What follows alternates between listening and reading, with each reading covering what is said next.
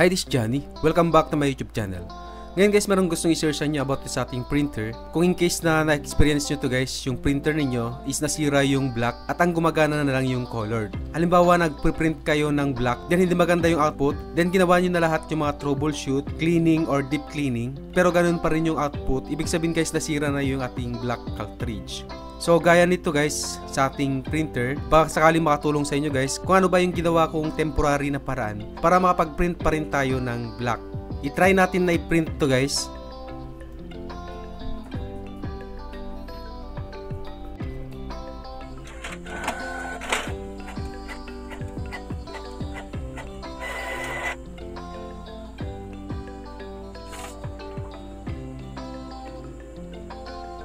Ayun guys, so napansin niyo yung letter parang sumasayaw na siya. Ayan, so hindi siya maganda yung printout. So ibig sabihin guys, nasira na yung black natin. So ginawa ko na rin lahat, nag-cleaning na rin ako, nag-deep cleaning. So ganun pa rin, hindi pa rin siya naayos. So ibig sabihin nasira na yung ating black. Para maayos pa rin yung printout niya kahit nasira na yung black, gagawin natin, tatanggalin natin yung black. So paano natin siya tatanggalin? Punta tayo sa ating computer, then punta tayo sa setting ng ating printer. So i-type natin printer. Ito siya guys, printer and scanner. Then hanapin natin yung ating printer. So ito yung printer natin. Click natin yung manage.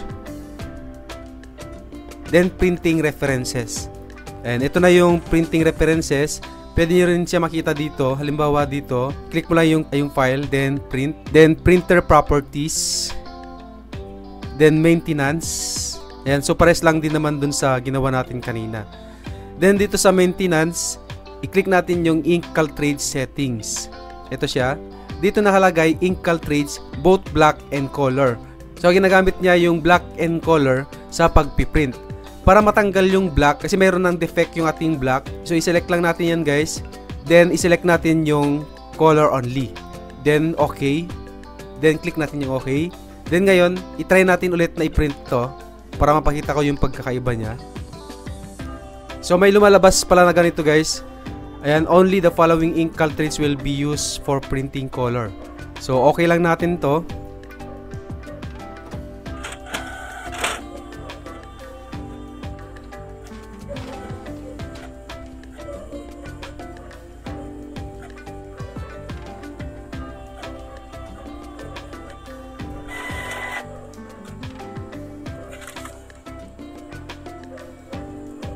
Ito yung print natin na gamit yung color only guys. Then ito naman yung print natin na gamit yung black and color.